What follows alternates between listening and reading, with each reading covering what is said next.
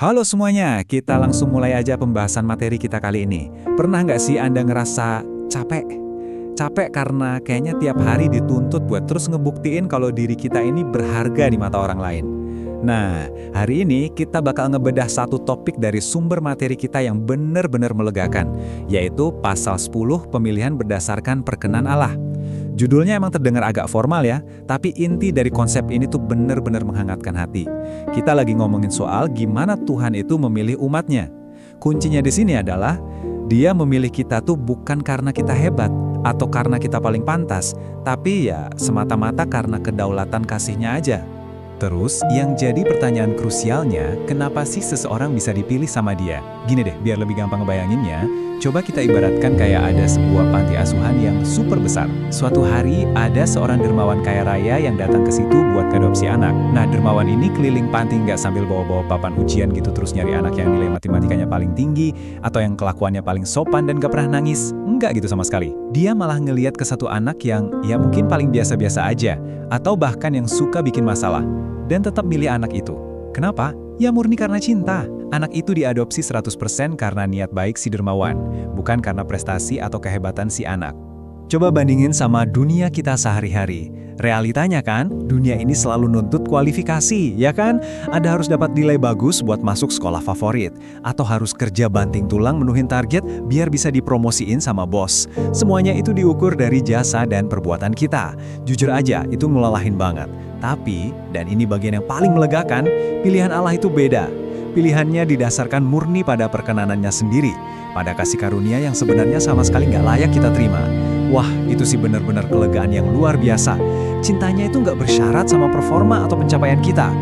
Biar nggak cuma berteori, mari kita lihat gimana prinsip ini benar-benar terjadi di sejarah masa lalu.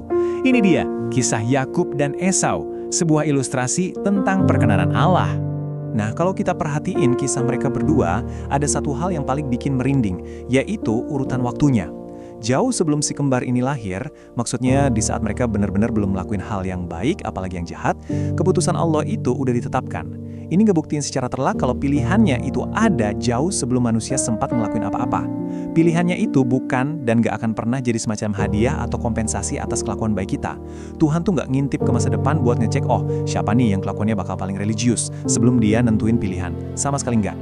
Di dalam kitab Roma pasal 9, ada sebuah kebenaran yang jujur aja ini berani banget. Dikatakan begini, sebab waktu anak-anak itu belum lahir dan belum melakukan sesuatu yang baik atau yang jahat, aku mengasihi Yakub tetapi membenci Esau. Wow, kutipan ini tuh dengan sangat tegas nunjukin kedaulatan mutlak dari kasih Allah itu sendiri. Cintanya tuh jauh mengalahkan dan melampaui segala bentuk hitung-hitungan manusia, entah itu jasa, perbuatan, atau seberapa pantasnya kita.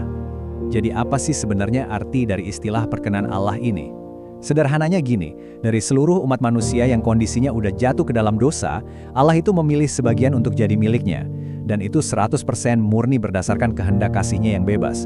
Bukan karena dia ngelihat ada syarat-syarat tertentu yang terpenuhi, atau karena ada sifat baik yang udah dia prediksi sebelumnya di dalam diri orang-orang itu.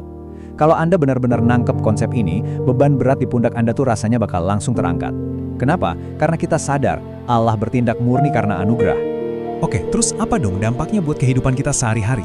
Ada 3 hal penting nih. Pertama, kebenaran ini tuh otomatis menghancurkan kesombongan kita. Nggak ada alasan buat pamer kan?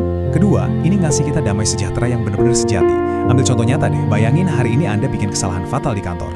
Atau mungkin lagi ngerasa gagal banget jadi orang tua.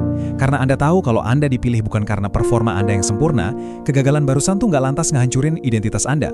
Kasihnya tetap aman. Dan yang ketiga, secara alami ini bakal mendorong rasa syukur yang luar biasa dalam di setiap langkah kita. Pada akhirnya kita sampai di satu kesimpulan yang benar-benar membebaskan.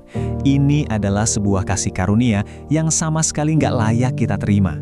Nah, setelah kita paham kalau ternyata kita ini dicintai sebegitu penuhnya, 100% tanpa syarat, saya pengen ninggalin satu pertanyaan dibuat Anda. Kira-kira, gimana kenyataan hidup di dalam cinta yang nggak perlu repot-repot Anda usahakan ini bakal ngerubah cara Anda menghadapi hari esok? Coba deh direnungkan. Terima kasih ya udah ngikutin pembahasan kita kali ini, dan sampai jumpa di eksplorasi materi berikutnya.